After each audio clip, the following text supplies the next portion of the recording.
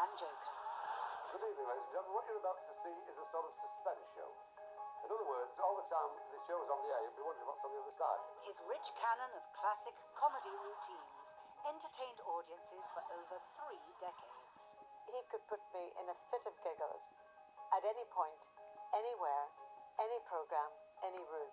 Do you know, you make me laugh. You come in here, you don't bother with a hairdresser. In the year he would have turned 90, using unseen footage, I feel so small. Not that ruddy small. I'm speaking to you from a spin dryer.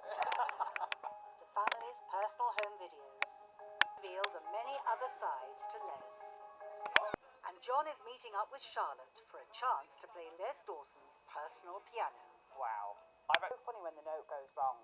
I think it's the anticipation. Yeah. I mean, I don't know what it was like the first time he did it. I wasn't there to see it, but certainly when he became known for it, it got funnier and funnier. He never started playing badly straight away.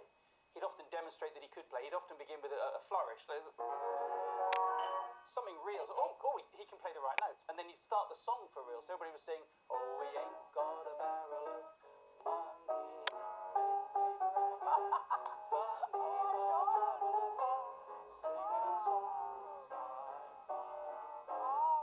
And it wasn't just the wrong note, it was a semitone up. It's my dad playing the piano. It's really weird. I can't gurn, sorry.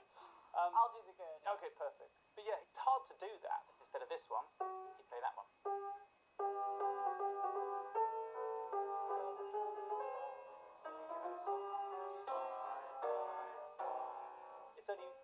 That's the only difference in the note, so it's just enough to make you go, oh! Brilliant. Thank you so much for letting me play it. Well, that's enough for the money I'm getting. Happy to have you here, and I feel, honest to God, feel like it's weird listening to you because you sound like my dad. Well, I'll take that. I'll take that. You definitely do.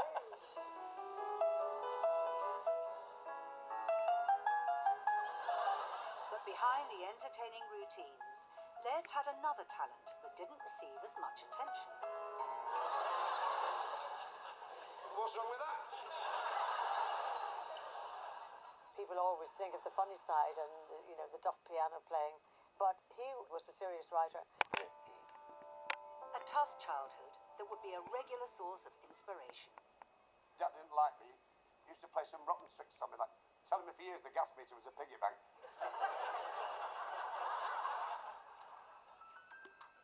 My mother's idea of a successful life was security. And the only thing that ever seemed secure to our very small and limited lives was the co-op. So most of us were committed at the age of 14. If we could get in the co-op, that was, because at the end of it there was a pension. And to them that represented security with a capital S. Mother used to look at me on the floor. She used to say to my father, I don't know what to make of our son. My father used to say, have you thought of a rug? Unbeknown to Les, his comedic style would go on to inspire future generations of top comedians. And for one of his biggest fans, Jason Manford, he brings back particularly fond memories. When I think of Les Dawson, I think of how much he made my dad laugh and my granddad laugh. My mum and my gran as well, but especially the men in my life.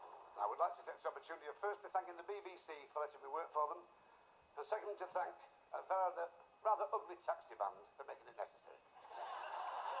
I guess I just link him with bringing joy to the people that I love. So come to Blackpool today.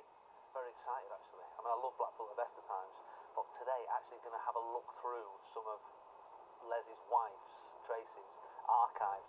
I wouldn't say she's fat, but, and then there's like 20 responses to it. She was a decoy for a whaling fleet. That's about right. I'd like to see him on RuPaul. That would be good. What episode that'd be when it came out? Category is working class eleganza. Hey, Ada, I'm not speaking to you anymore. Oh, come on, Chuck. I've said I'm sorry about what happened. I'm still not sure what I did wrong.